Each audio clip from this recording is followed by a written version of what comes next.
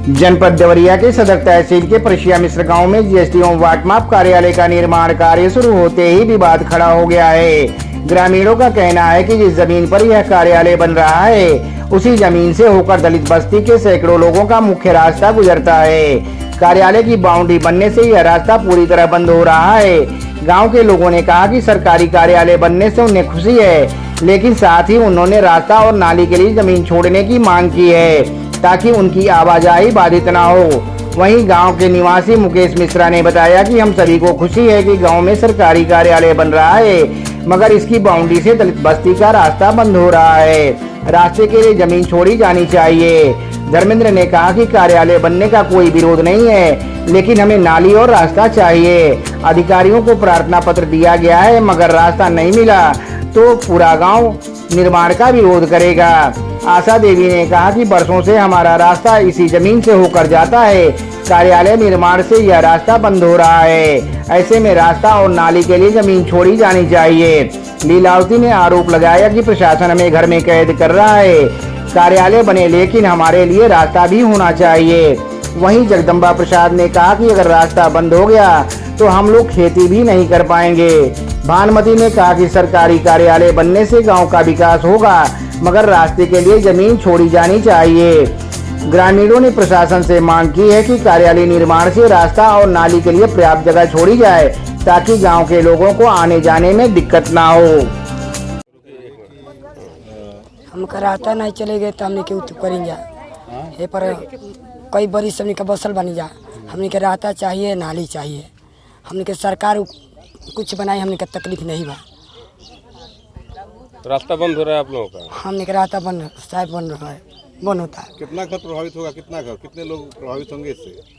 पूरे लोग बनने से कितने घर के लोगों का रास्ता बंद हो जाएगा? शायद पूरा मोहल्ला के साहब इन्हें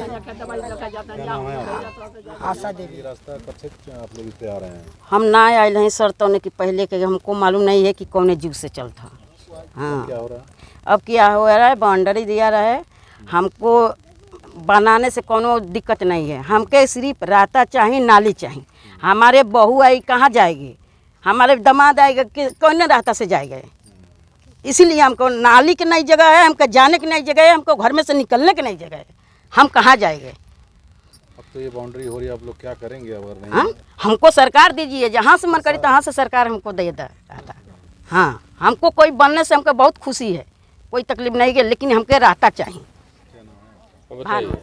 रास्ता और नाली सबको तकलीफ है।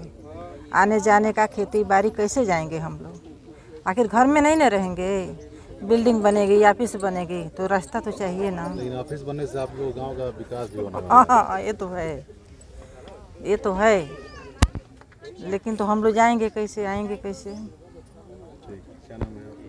बताइए कि आप लोग गांव में जो एक ऑफिस बन रहा है सरकारी, उसके लिए जमीन अधिग्रहित हो गई है, बाउंड्री हो रहा है, किस तरह का विरोध आप लोग का है यहाँ पे?